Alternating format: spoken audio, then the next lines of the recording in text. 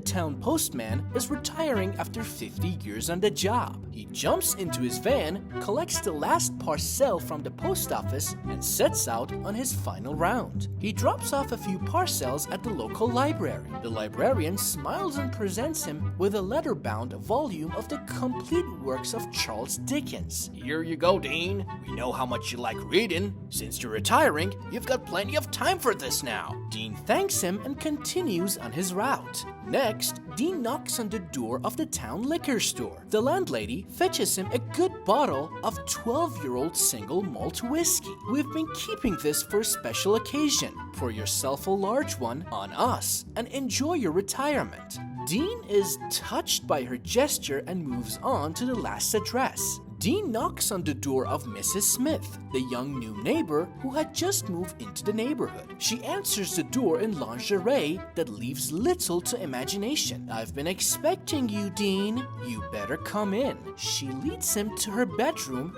pushes him onto the bed, and jumps on top. Dean's head is still spinning as he gets dressed. Then Mrs. Smith slips a $1 bill into his shirt pocket before he has a chance to say anything. Mrs. Smith says, "We are not done yet," and leads him down to the kitchen. Mrs. Smith then cooks a fantastic lunch of steak, eggs, and toast. As he finishes eating and takes a sip of his coffee, Dean finally has a chance to ask, I must say, Mrs. Smith, everyone in town has been very kind today, but you've been the kindest of all, in fact. What on earth could have moved you to such a gesture?" Mrs. Smith admits, "Well, I was really racking my brains to think of something nice for you. So I asked my husband, and he said, when he gets here, screw him, give him a buck. The lunch was my idea."